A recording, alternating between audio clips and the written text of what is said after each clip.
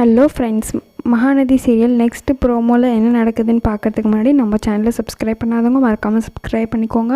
விஜயும் காவேரி ஒன்று சேரணும்னு நினைக்கிறவங்க மறக்காமல் லைக் பண்ணிக்கோங்க. ஃபர்ஸ்ட்டு என்ன நடக்குதுன்னு பார்த்தீங்கன்னா, நிவின் அந்த ரவுடி பசங்களாம் துரத்திட்டு வந்தோடனே காவேரி பக்கத்தில் நிற்கிறாங்க.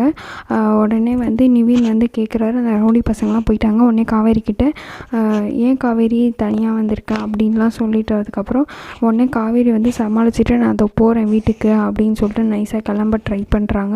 நில்லு காவேரி, நீ ஏன் காவேரி உன் வாழ்க்கையில் இப்படி மண்ணள்ளி போட்டுக்கிற அப்படின்னு சொல்லிட்டு காவேரி கிட்ட நிவின் கேட்குறாரு. விஜய் மேலே எனக்கு நம்பிக்கை இருக்குது, பட் இருந்தாலும் அவர் எனக்கு என்ன சொல்கிறதுன்னு தெரியல அப்படின்னு சொல்லிட்டு காவேரி நிவின் கிட்ட சொல்கிறாங்க. நிவின் உன்னுடைய புருஷன் உன் மேலே தான் பாசமாக இருக்கார் அப்படின்னு சொல்கிறாங்க.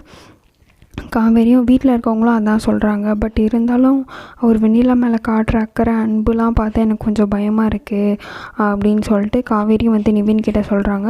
அதெல்லாம் நீ பயப்படாத காவேரி, நான் என்ன பண்ணவா வீட்டுக்கு கூப்பிட்டு போய் ஓட்டுறேன் அப்படின்னு சொல்கிறாங்க நிவின்.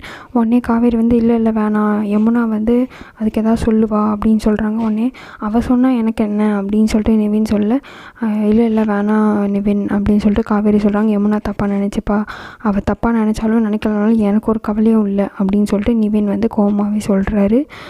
உடனே நீ அதனால் கவலைப்படாத, விஜய் எப்பயுமே உனக்கு மட்டும்தான், உன்னுடைய புருஷன் உனக்கு மட்டும்தான் அப்படின்னு சொல்லிட்டு நிவின் ரொம்பவுமே ஆறுதலாக காவேரிக்கு சப்போர்ட் பண்ணி பேசுகிறாரு.